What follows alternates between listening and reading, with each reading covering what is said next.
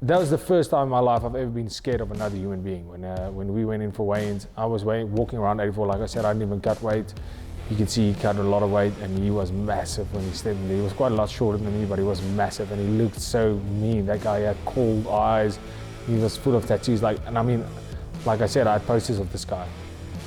So I mean, I was nerve-wracking. Everybody, even my brother, he said to me, "Listen, are you sure about this?" Even the day before the fight, he was like, "Yes, this guy looks insane."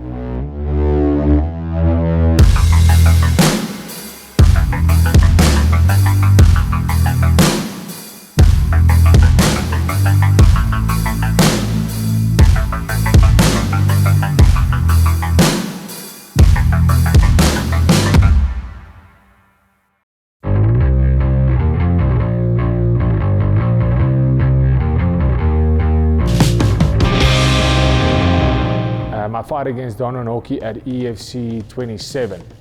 Also a short notice fight. I remember it was the first event of the year. Donavin was set to face Darren Daniel. So this is directly after my fight with JC Lambrecht, my first main card fight. So I was 3-0 as a pro, and I was in Thailand over December holidays. So I wasn't even in the country, and I was there up until 3 weeks before the fight. I was in Thailand. I spent the whole January there. And I came back, and it comes out that Darren Daniels hurt his ankle and that he's out of the fight with Donavin Hawkey, and he is looking, and I just phoned my coach, and I was like, I'm ready to take this fight. And he was like, I mean, I'm 19 years old. And he's like, are you sure about this? He has 33 fights. He had the most fights in the whole organization at that stage. And I had 3 fights. And I was like, nah, I'll fight him. He was really one of my heroes. I've always looked up to him, even before when I was still a teenager, looking up to Donavin Hawkey. He's a big name.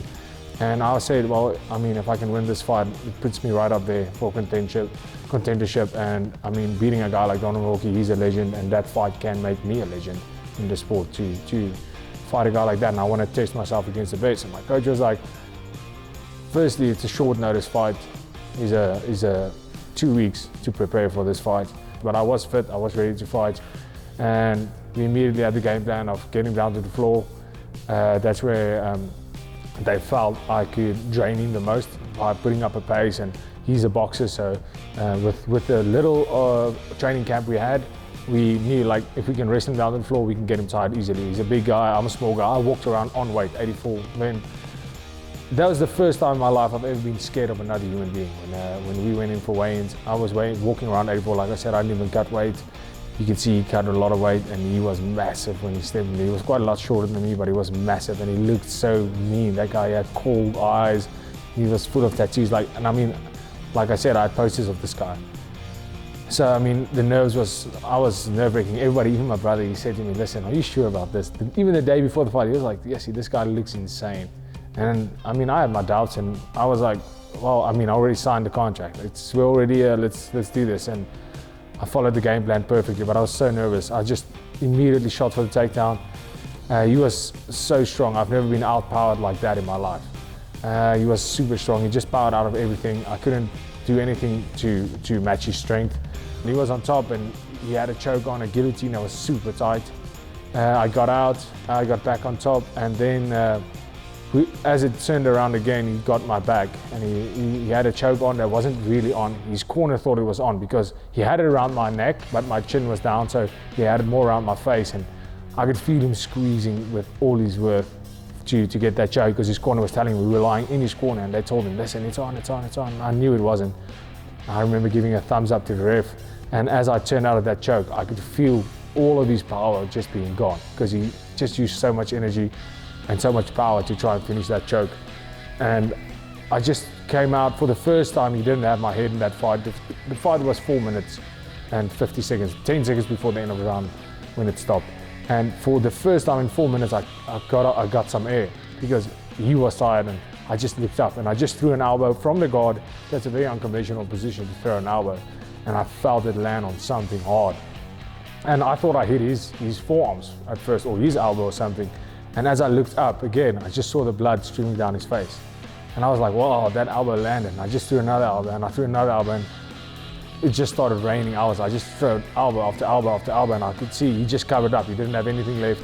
He didn't have, and that first elbow really rocked him. I mean, there was blood all over the place, and I just hit him, and I went to side control, went to mount, and I remember his corner shouting to him, there's 20 seconds left when the first elbow landed. And this has been going on. I've been landing a lot of elbows, and I'm like, I'm using every bit of energy I have, so I have to finish this fight before the end of the round. I remember just thinking, come on, ref, stop this fight. And literally, like, I think it was 8 seconds before the end of the round, the ref stopped the fight.